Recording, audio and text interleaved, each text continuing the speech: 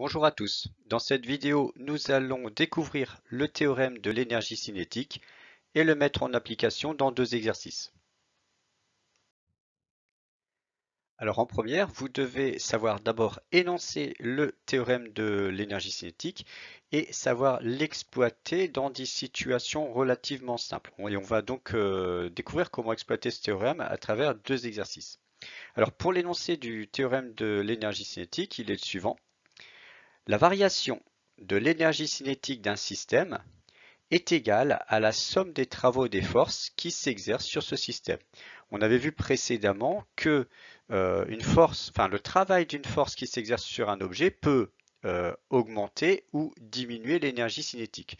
Et donc c'est une conséquence, ce théorème de l'énergie cinétique de ce qu'on vient de dire, c'est-à-dire que toute variation d'énergie cinétique d'un système est due aux travaux des forces qui s'exercent sur ce système. Donc ça, c'est l'énoncé en français. Maintenant, on peut l'écrire mathématiquement de la manière suivante.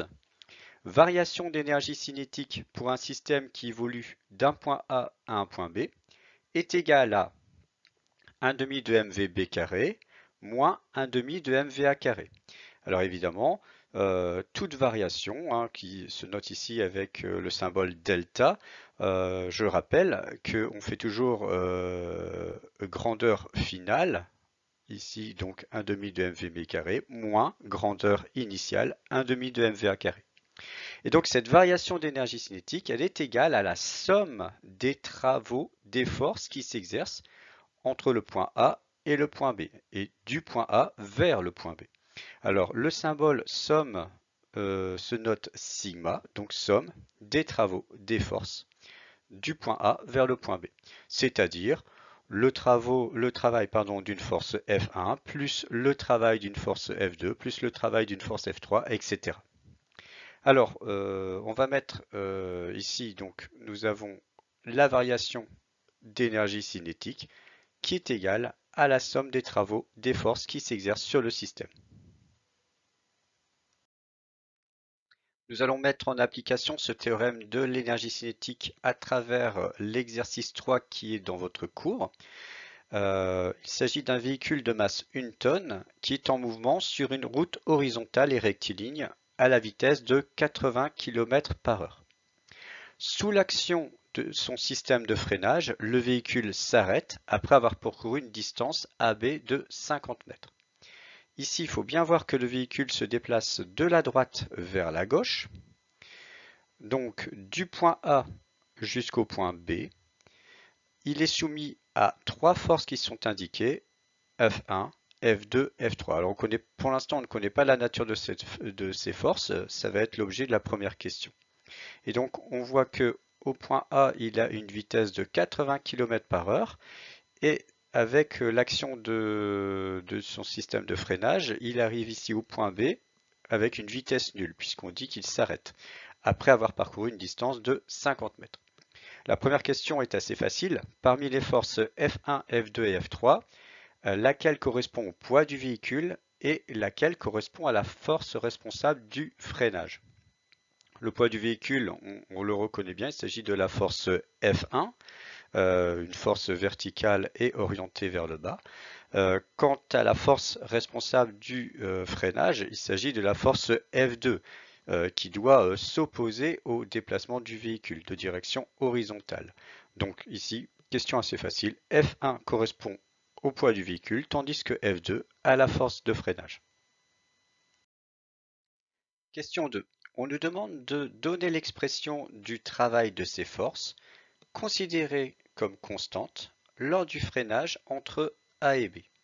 Alors dans un premier temps, je vais représenter le vecteur qui qui représente le déplacement du véhicule. Le véhicule se déplace du point A vers le point B, et donc on va représenter ce déplacement du véhicule par un vecteur horizontal orienté de A vers B.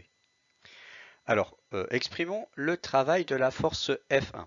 Par définition, ce travail de la force F1 du point A vers le point B correspond au produit scalaire de F1 par le vecteur AB, qui s'exprime également de la manière suivante.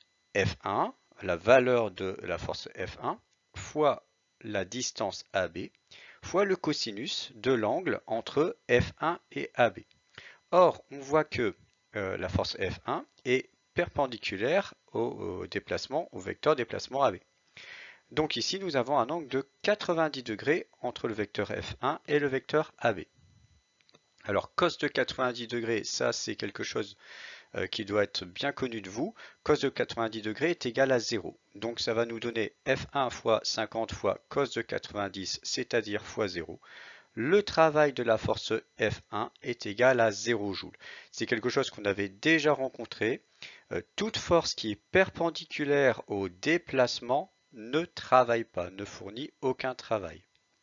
Alors, de la même manière, le travail de la force F3, vous pouvez maintenant l'écrire directement. Comme F3 est perpendiculaire au déplacement, eh bien, le travail de la force F3 est égal également à 0 joule. Maintenant, on va exprimer le travail de la force F2. Donc, par définition, le travail de la force F2 de A vers B est égal au produit scalaire de F2 par le vecteur AB, soit ici F2 fois AB fois cosinus de l'angle entre F2 et AB. Et l'angle entre le vecteur F2 et AB est égal à 180 degrés. Les deux vecteurs ici ont même direction, mais des sens opposés. On a déjà rencontré ça. Donc c'est un angle de 180 degrés entre ces deux vecteurs. Donc F2 fois AB fois cos de 180. Et cos de 180, c'est aussi une valeur à retenir. On sait qu'il est égal à moins 1. Par conséquent, l'expression du travail de la force F2, ça va être moins F2 fois AB. Question 3. Par application du théorème de l'énergie cinétique, calculez la valeur de la force responsable du freinage. Alors, le véhicule se déplace du point A au point B. Nous savons qu'au point A, il a une vitesse de 80 km par heure. Et au point B, il s'est arrêté du fait du freinage. Donc au point B, il a une vitesse nulle. Nous allons appliquer le théorème de l'énergie cinétique au véhicule pour ses déplacements du point A au point B. Et donc, ce théorème de l'énergie cinétique va s'écrire donc delta EC de A vers B, qui est égal à 1 demi de mvb carré moins 1 demi de mva carré, est égal à la somme des travaux des forces qui s'exercent de A vers B, soit ici, travail de la force F1 plus travail de la force F2 plus travail de la force F3. Alors, il y a des choses qui vont se simplifier dans cette écriture. Déjà, on peut remarquer que la vitesse au point B étant nulle, et bien finalement, toute cette expression ici, 1 demi de mvb carré, va être égale à 0 joule. Ensuite, nous avions trouvé que le travail des forces F1 et F3 était nul, puisque ces forces sont perpendiculaires au déplacement.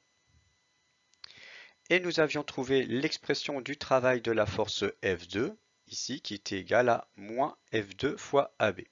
Donc cette expression va maintenant s'écrire moins 1 demi de mva carré est égal à moins F2 fois AB. Et donc il faudra résoudre cette équation. Le but sera de trouver la valeur de la force responsable du freinage, c'est-à-dire la valeur de la force F2. Je vais donc isoler F2 dans cette expression. Je vais faire passer le terme à droite ici à gauche et le terme à gauche à droite. En enlevant les signes négatifs, j'aurai donc F2 fois AB est égal à 1 demi de mva carré. Donc pour isoler F2, il n'y a pas de souci, il suffit de faire passer AB de l'autre côté. Donc AB, comme il multiplie F2 en passant de l'autre côté, il va diviser l'expression qu'on a ici à droite et on obtiendra F2 égale 1 demi de mva carré divisé par AB. En remplaçant par les valeurs, la masse est de 1 tonne, c'est-à-dire 1 fois 10 puissance 3 kg. La vitesse de 80 km par heure est à exprimer en mètres par seconde dans l'expression de l'énergie cinétique. Et pour obtenir une vitesse en mètres par seconde, il suffit de diviser la vitesse en km par heure par 3,6. On obtient alors 22 mètres par seconde. La distance AB est de 50 mètres et on peut ici calculer la valeur de cette force. On obtiendra, donc tout calcul fait, 5 fois 10 puissance 3 newton. Voilà pour ce premier exercice. Maintenant, nous allons faire un deuxième exercice, toujours d'application de ce théorème de l'énergie cinétique. Deuxième exercice, afin d'appliquer le théorème de l'énergie cinétique, qui correspond à l'exercice 4 de votre cours. Alors, le skieur italien Ivan Go-Enrigon a atteint un record de vitesse lors de l'épreuve de ski de kilomètres lancée en 2016 sur la piste de Chabrières à Var dans les Hautes-Alpes. Parti sans vitesse initiale du haut de la piste à l'altitude de 2720 mètres, il a parcouru la distance AB égale 1400 mètres, dont la dénivellation est de 435 mètres. On nous donne la masse du skieur, qui est de 90 kg, la valeur du champ de pesanteur terrestre de 9,80 Newton par kilogramme, et on nous dit que si on néglige les frottements, le skieur est soumis uniquement à son poids P et à l'action R de la piste perpendiculaire à la piste. Alors, on va faire un petit schéma récapitulatif de toutes ces données. Nous avons ici donc ce skieur alors, qui part sans vitesse initiale du point A, qui arrive ici au point B, là où il a atteint son record de vitesse, en ayant ici, on va dire, parcouru une dénivellation de 435 mètres, la distance parcourue sur la piste étant, elle, égale à 1400 mètres. Alors on nous dit que le skieur est soumis à son poids P. Bien sûr, le poids est vertical et orienté vers le bas. L'action R de la piste, on nous dit qu'elle est perpendiculaire à la piste, mais ça c'est quelque chose qu'on avait déjà rencontré. Toute force de réaction d'un support est toujours perpendiculaire au support. Donc cette force de réaction de la piste est une force de contact. Son point d'application, c'est donc le point de contact entre le skieur et la piste. Et donc là, ici, on n'a pas un seul point, mais une surface de contact. Et on a l'habitude de représenter ça au centre de cette surface de contact. Donc voici la force R. Et voilà donc les données qui vont être essentielles pour l'étude. Première question, on nous demande de calculer le travail des forces qui s'exercent sur le skieur lors du parcours entre A et B. Alors le skieur donc se déplace de A vers B et comme précédemment, on va ici représenter ce déplacement du skieur par un vecteur ici orienté de A vers B. Alors premièrement, la force R, donc la force R étant perpendiculaire à ce déplacement ici AB, eh bien le travail de cette force est nul. Ça, vous pouvez le mettre directement en justifiant que cette force est perpendiculaire au déplacement. Ensuite, on va calculer le travail du poids du skieur du point A vers le point B. Et donc ici, on va utiliser la dénivellation. Et donc l'expression du travail du poids, P fois ZA moins ZB, c'est-à-dire mg fois ZA moins ZB. Donc cette dénivellation ZA moins ZB, elle vaut ici plus 435 mètres. L'altitude A est plus élevée que l'altitude B. Alors, en remplaçant par les valeurs, on va obtenir donc le travail du poids de A vers B est égal à 90 fois 9,81 fois 435. Et donc on trouve le travail du poids égal à 3,8 fois 10 puissance 5 joules. Deuxième question. Par application du théorème de l'énergie cinétique, on nous demande de calculer la vitesse du skieur à la position B. Alors, on sait que le skieur est parti sans vitesse initiale, donc la vitesse VA est égale à 0 m par seconde, et on nous demande la valeur de cette vitesse au point B. On va appliquer le théorème de l'énergie cinétique au skieur, donc la variation d'énergie cinétique du skieur du point A vers le point B est égale à 1 demi de mvb carré moins 1 demi de mva carré, soit le travail de la force R de A vers B plus le travail du poids de A vers B. On a déjà vu que, alors ici on remarque, pardon, que la vitesse au point A étant nulle, eh bien cette expression 1 demi de mva carré va être égale à 0 joule. Le travail de la force R est également égal à 0 joule. On l'a vu précédemment, elle est perpendiculaire au déplacement. Et nous avions calculé le travail du poids précédemment, égal à 3,8 fois 10 puissance 5 joules. Donc on va pouvoir ici déterminer la vitesse VB à partir de cette expression simplifiée. Donc 1 demi de mvb carré est égal au travail du poids de A vers B. Alors, on va dans un premier temps faire passer 1/2 de l'autre côté. Donc, ça va revenir à diviser par 1/2. mvb carré est égal au travail du poids divisé par 1/2.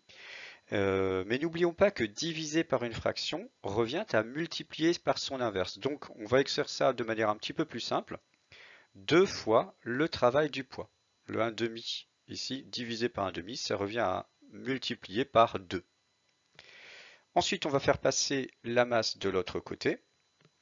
On obtiendra alors VB carré égale 2 fois le travail du poids divisé par M, soit encore VB égale racine carrée de 2 fois le travail du poids divisé par M. En remplaçant par les valeurs, nous obtiendrons une vitesse de 92 mètres par seconde. Question 3. En réalité, la vitesse atteinte en B est égale à 70,8 mètres par seconde. Calculer la valeur de l'ensemble F des forces de frottement qui s'exercent sur le skieur. Alors, on voit que au point B, la vitesse atteinte par le skieur est inférieure à celle qu'on a trouvée à la question 2. Cela est dû au frottement qui s'exerce sur le skieur. Alors, pas vraiment les frottements sur la piste, ils peuvent être encore négligés, mais plutôt les frottements de l'air. À des vitesses aussi élevées, le frottement de l'air va venir influencer, va venir réduire l'augmentation de vitesse du skieur. Par conséquent, ici nous avons en B cette vitesse de 70,8 mètres par seconde. Et les forces de frottement ici qui s'exercent sur le skieur, donc on a dit principalement dues à l'air, vont être modélisées par une force parallèle à la piste, mais de sens opposé au déplacement du skieur. Alors, on va de nouveau appliquer le théorème de l'énergie cinétique au skieur, qui va s'écrire variation de l'énergie cinétique du skieur de A vers B est égal à 1/2 de mvb carré moins 1/2 de mva carré est égal au travail de la force R plus le travail du poids plus le travail de cette force de frottement qu'on ajoute ici maintenant alors que précédemment nous l'avions négligé. Alors la vitesse au point A étant nulle, cette expression 1/2 de mva carré va être égale à 0 joule. Le travail de la force R, on sait qu'il est égal à 0 joule puisqu'elle est perpendiculaire au déplacement. Le travail du poids, nous l'avions calculé précédemment, il reste identique puisque le dénivelé entre les points A et B est toujours de 435 mètres. Donc ici, nous avions trouvé 3,8 fois 10 puissance 5 joules. Alors, il nous reste à écrire l'expression du travail de cette force de frottement. Donc on l'avait fait précédemment avec l'exercice 3. En fait, cette force de frottement étant parallèle au déplacement du skieur mais de sens opposé au vecteur AB, eh bien l'angle entre le vecteur F et le vecteur AB est de 180 degrés. On se rappelle que le cosinus de 180 étant égal à moins 1, eh bien l'expression de cette force, du travail de cette force de frottement va être égale à moins F fois AB. Donc cette expression va se simplifier et on pourra écrire 1/2 de mvb carré est égal au travail du poids plus moins F fois AB. Alors, on cherche ici à déterminer la valeur de cette force de frottement F. Donc, on va faire passer moins F fois AB à gauche. Le terme 1/2 de mvb carré, on va le faire passer à droite. Donc, moins F fois AB passant à gauche va devenir F fois AB. Et 1/2 de mvb carré passant à droite va devenir moins 1/2 de mvb carré. Il nous reste maintenant ici à diviser cette expression par AB pour trouver la valeur de F. Donc en faisant passer AB à droite, on obtiendra F égale travail du poids moins 1/2 de mvb carré divisé par AB. Alors en remplaçant par les valeurs, on trouve une valeur de cette force de frottement égale à 1,1 fois 10 puissance 2 Newton. Voilà, cette vidéo est terminée. J'espère que vous avez bien compris comment appliquer ce théorème de l'énergie cinétique. Je vous souhaite à tous bon travail et à bientôt.